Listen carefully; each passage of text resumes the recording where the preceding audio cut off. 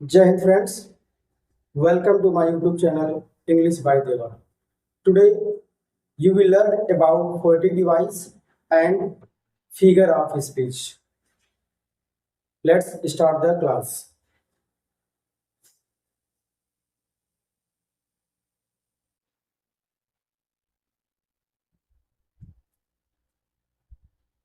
Do you know what is poetic device or tools? Poetic devices means होता है काव्य सौंदर्य के तत्व या काव्यगत उपकरण। पोएटिक डिवाइसेज क्या होती है? इंग्लिश लिटरेचर में पोएट्री को इफेक्टिव बनाने के लिए पोएट जिस लिटरेरी टूल का यूज करते हैं उसे ही हम पोएटिक डिवाइसेज और टूल्स कहते हैं। पोएटिक डिवाइसेज किसी पोएट्री को इफेक्टिव बनाती हैं, चार्मिंग बनाती हैं और उसको रिदमिक बनाती हैं। और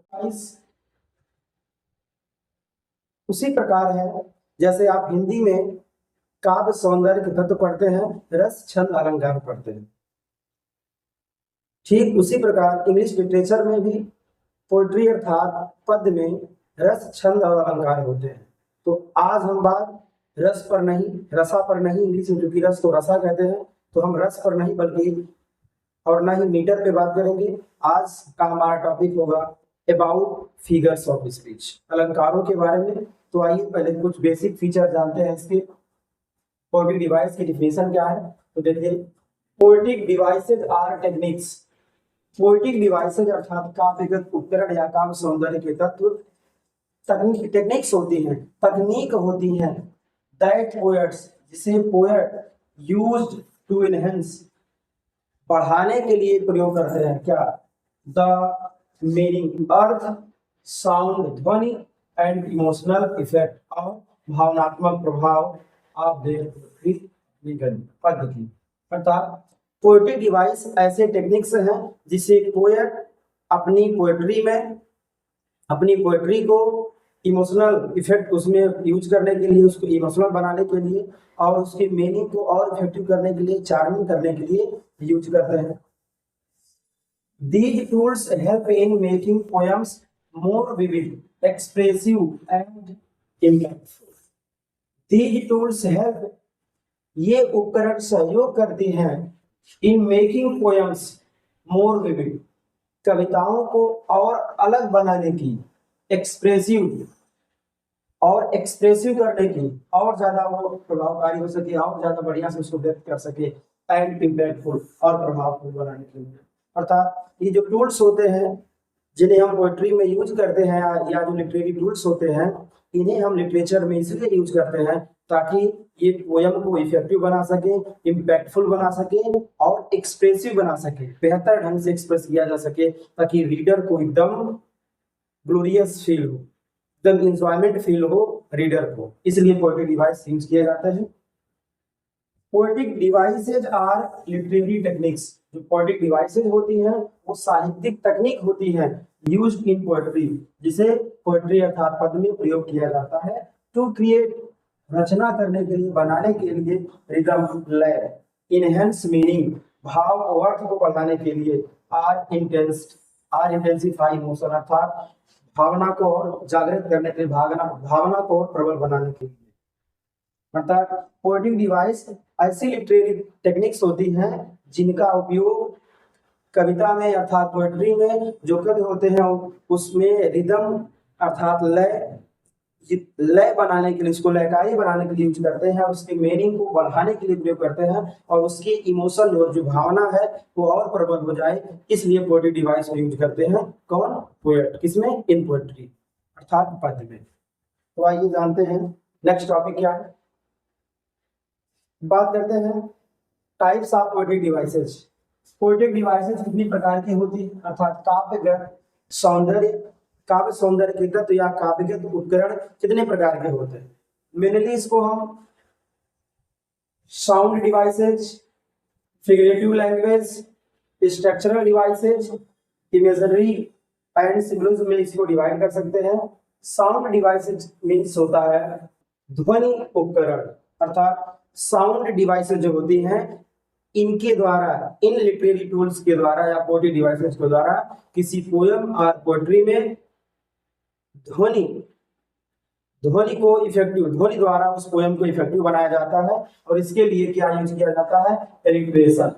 एलिट्रेशन मीन्स होता है अनुप्रास अलंकार, एसोनेंस मीन्स होता है स्वर अनुप्रास, और कॉन्सोनेंस मीन्स होता है व्यंजन अनुप्रास, राइम मीन्स होता है लय, रिदम मीन्स होता है, रिदम मीन्स तुक, ओनोमेटोपोइया मीन्स होता है ध्वनि सूचक अलंकार, राइम मीन्स क्या होता है लय, रिदम मीन्स क्या होता है तुक।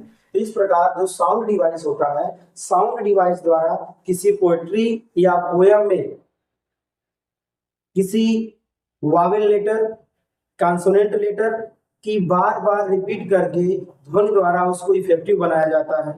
क्लियर? तो इस प्रकार साउंड डिवाइस के अंतर्गत अनुप्रास अलंकार, स्वर अनुप्रास, व्यंजन अनुप्रास, लय, तुक और ध्वनि सूचक अलंकार इत्यादि आते हैं। अर्थात जो ध्वनि उपकरण है, इनके माध्यम से कविता में बार बार वावेल्स को, कॉन्सोनेंट को या लेटर्स को, ऐसे वर्ड्स जिनसे ध्वनि क्रिएट होती है, उसको यूज करके पोयम को इफेक्टिव बनाते हैं। नेक्स्ट आपका है फिगरेटिव लैंग्वेज अर्थात अलंकारिक भाषा। किसी पोएट्री में अर्थात किसी पोयम में फिगरेटिव लैंग्वेज यूज किया जाता है, अलंकारिक भाषा का प्रयोग किया जाता है। अलंकारिक भाषा का प्रयोग करने से तात्पर्य है कि उसमें शब्दों का ऐसा जाल बुना जाता है ताकि जो रीडर है, जो पाठक है, उसको वो इम्पैक्टफुल लगे, प्रभावपूर्ण लगे कविता। और इसके अंतर्गत आपके मेटाफर अर्थात रूपक अलंकार आते हैं। रूपक अलंकार का प्रयोग करके किसी पोयम को अट्रैक्टिव बनाया जाता है। क्लियर? नेक्स्ट आपका है स्ट्रक्चरल डिवाइसेज, संरचनात्मक युक्तियां या उपकरण। तो इसके अंतर्गत आपके स्टैंजा अर्थात खंड आते हैं, राइम, ये लय आता है, राइम इसकी मतलब लय योजना आता है, राइम इसकी मीन्स लय योजना आता है। इस प्रकार स्टैंजा, लाइन या स्टैंजा में हम पोयम को रखते हैं ताकि इफेक्टिव बने, और राइम स्कीम का प्रयोग किया जाता है, लय योजना का प्रयोग किया जाता है, या तो वो A B B A B C करके वो रिदम बनाया जाता है, लय योजना बनाया जाता है ताकि जो पोयम है वो इफेक्टिव लगे, इम्पैक्टफुल लगे, और उसका जो मीनिंग है वो इनहेंस हो, अर्थात उसका मीनिंग जो अर्थ हो थोड़ा बढ़े। नेक्स्ट आपका है इमेजरी। इमेजरी मीन्स होता है चित्रात्मकता। इमेजरी मीन्स क्या होता है? चित्रात्मकता। तो पोएटिक जो डिवाइस इमेजरी है, इसके द्वारा इस प्रकार वर्ड्स को पुट किया जाता है ताकि जो रीडर है वो शब्दों को रीड करके अपने माइंड में विजुअल क्रिएट कर ले। तो जो इमेजरी है, चित्रात्मकता, जो आपका पोएटिक डिवाइस है, इसके द्वारा ये शब्दों का जाल होता है, शब्द उसमें ऐसे पुट किए जाते हैं, और जब उस शब्द को कोई रीडर रीड करता है तो अपने माइंड में उस शब्द को पढ़कर वैसा सीन क्रिएट करता है, जैसे द वे ए क्रो सूक डाउन ऑन मी। तो इस प्रकार जब पोयम ये पढ़ेंगे तो इसमें आपको समझ में आएगा कि एक कोई कौवा है जो हिलोला ट्री के ऊपर बैठा हुआ है, और वहां से उसको हिलाता है और एक particle dust of ice, snow fall करता है एक पोएट के ऊपर। तो इस प्रकार जब कोई इस पोयम को पढ़ता है तो अपने माइंड में क्रिएट करेगा, वो वर्ड रीड करेगा वो पोयम का, बट उसके माइंड में सीन क्रिएट हो जाएगा कि कोई एक कौवा है और एक पेड़ पर बैठा हुआ है, और वो उसकी ब्रांचेस को मूव करता है, हिलाता है, और particle of snow, particle of dust particle fall करता है उस पोएट के ऊपर। इस प्रकार इमेज पे बना लेता है। तो इस प्रकार ये जो इमेजरी होता है, विजुअल इमेजरी इसको बोलेंगे, और ये पोयम को अट्रैक्टिव बनाता है। शब्दों द्वारा हम विजुअलाइज हो जाएंगे, हमारे माइंड में पिक्चर्स चलने लगते हैं कि इस प्रकार से ऐसा हुआ होगा। लास्ट आपका है सिंबोलिज्म। सिंबोलिज्म क्या होता है? इसको बोलते हैं प्रतीकात्मकता। पोयम में सिंबोलिज्म स्टाइल या पोएटिक डिवाइस यूज करते हैं। इसके द्वारा किसी थिंग्स को किसी शब्दों द्वारा क्रिएट कर दिया जाता है, अर्थात किसी शब्द को उसके गुण द्वारा रिप्रेजेंट किया जाता है। जैसे डस्ट ऑफ स्नो में जो क्रो है उसको निगेटिविटी को उसको इंगित किया गया, रिप्रेजेंट किया गया, रिफर किया गया है। क्लियर? या हेमलॉक ट्री को ऐसे निगेटिविटी के रूप में देखा जाता है, लेकिन डस्ट ऑफ स्नो फॉल करने से वो चेंज हो जाता है। इस प्रकार सिंबलिज्म का यूज करके जो पोएट होते हैं वो पोएम को इफेक्टिव बनाते हैं और रीडर के पढ़ने लायक बनाते हैं। तो आइए अब बात करते हैं फिगर ऑफ स्पीच क्या होता है। तो फिगर ऑफ स्पीच को हिंदी में अलंकार कहते हैं। फिगर्स ऑफ स्पीच को हिंदी में अलंकार कहते हैं। फिगर ऑफ स्पीच क्या होते हैं? तो हिंदी में जिस प्रकार फिगर ऑफ स्पीच होते हैं काव्य की शोभा बढ़ाते हैं, एट सेम काइंड उसी प्रकार इंग्लिश में फिगर ऑफ स्पीच होते हैं। Figure of speech, figures of speech are used to make poem attractive. अलंकारों का प्रयोग काव्य की शोभा बढ़ाने के लिए किया जाता है। Figures of speech work as ornament. अलंकार आभूषण की तरह काम करते हैं। जिस प्रकार कोई आभूषण गहना जो होता है वो फीमेल के अपीयरेंस को इफेक्टिव बनाता है, उनको सुंदर बनाता है, इसी प्रकार जो फिगर ऑफ स्पीच होता है जो कि पोएटिक डिवाइस है वो किसी पोयम को अर्थात पोएट्री को क्या करता है? इफेक्टिव बनाता है, चार्मिंग बनाता है। Clear? Figures of speech work as ornament. Figure of speech आभूषण की तरह काम करता है। Figures of speech increase the beauty of poetry.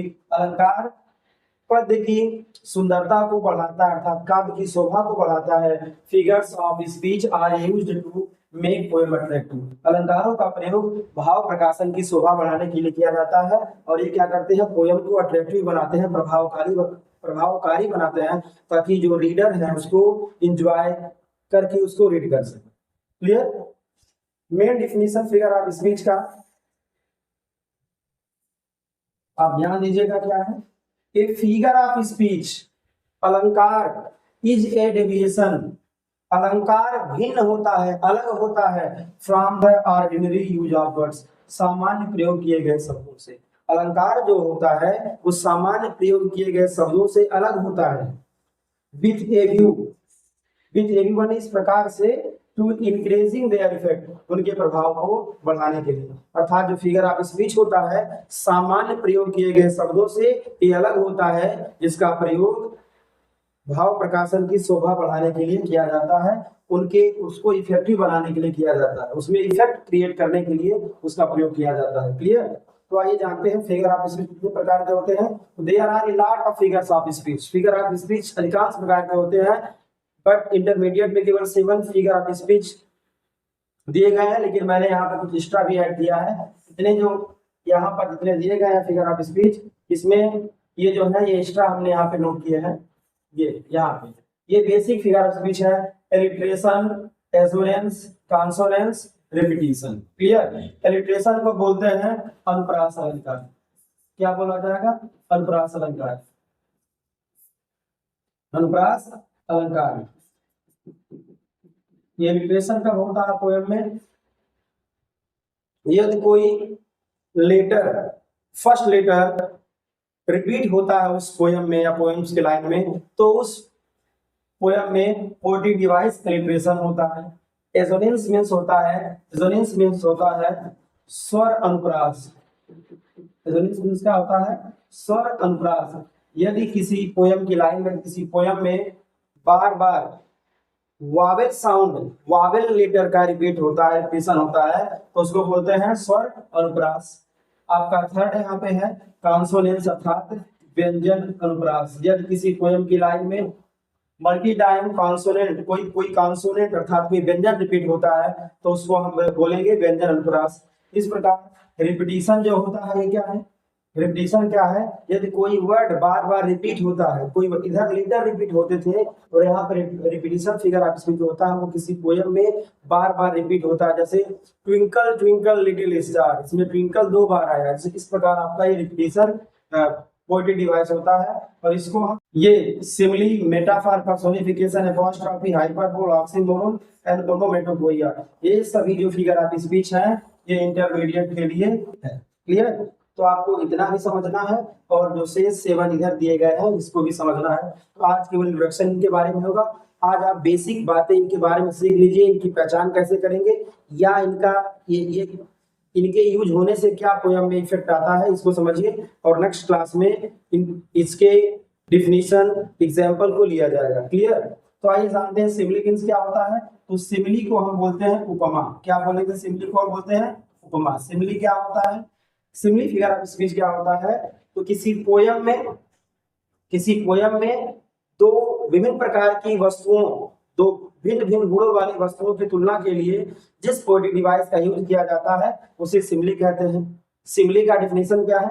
Simile is a comparison between two objects of different kind which have at least one point in common and the word as like so are used for comparison।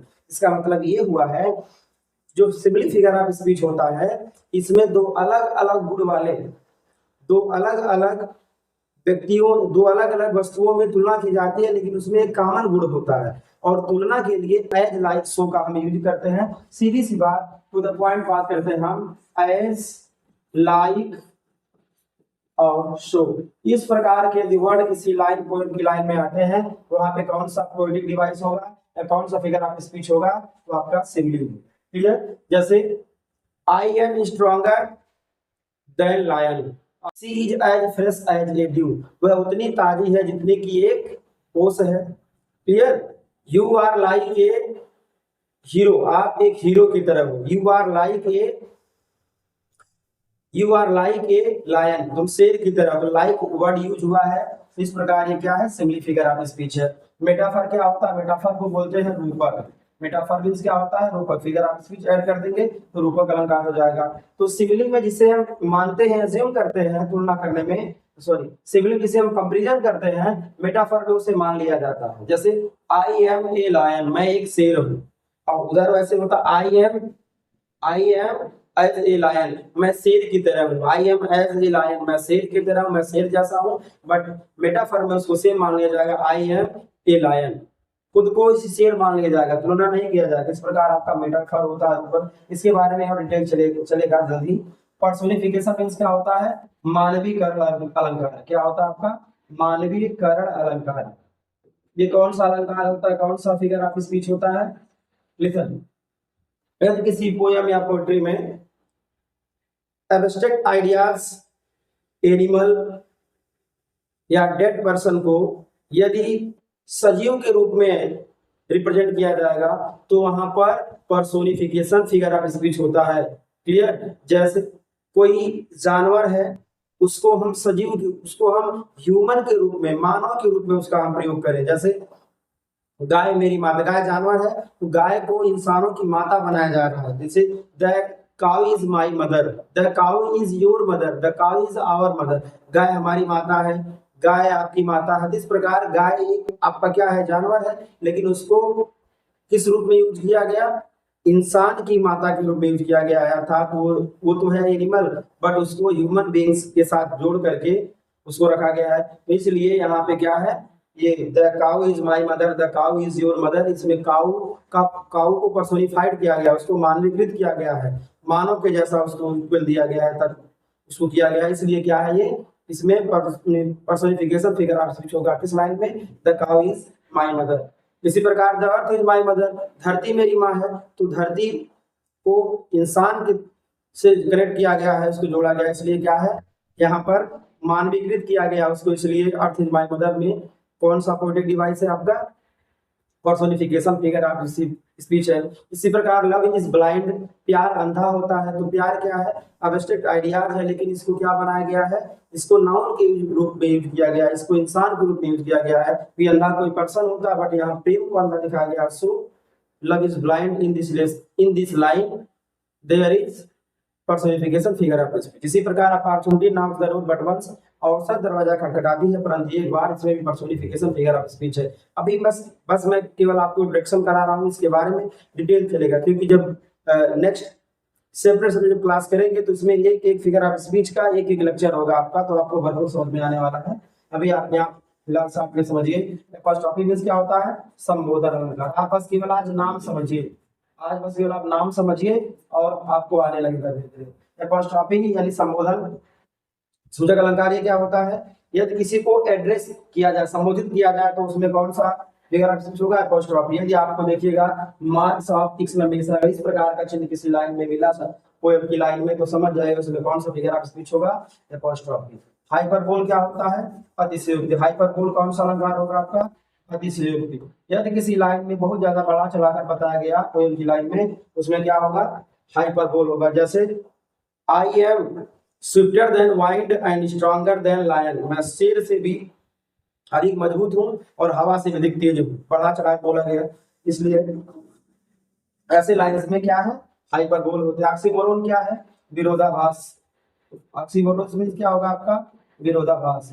अर्थात यदि किसी poem की line में दो contradictory word use किए जाते हैं तो वहां पर कौन सा फिगर ऑफ स्पीच होता है आपका, ऑक्सीमोरोन होता है। जैसे I he is regular irregular, वह नियमित अनियमित है। रेगुलर और irregular both word are contradictory word, तो इसलिए ऑक्सीमोरोन क्या, कौन सा प्रोडिक्ट डिवाइस है या कौन सा फिगर ऑफ स्पीच है, ये विरोधाभास है, अर्थात कॉन्ट्रोडिक्टरी वर्ड लेकर अपने लाइन में वो आता है।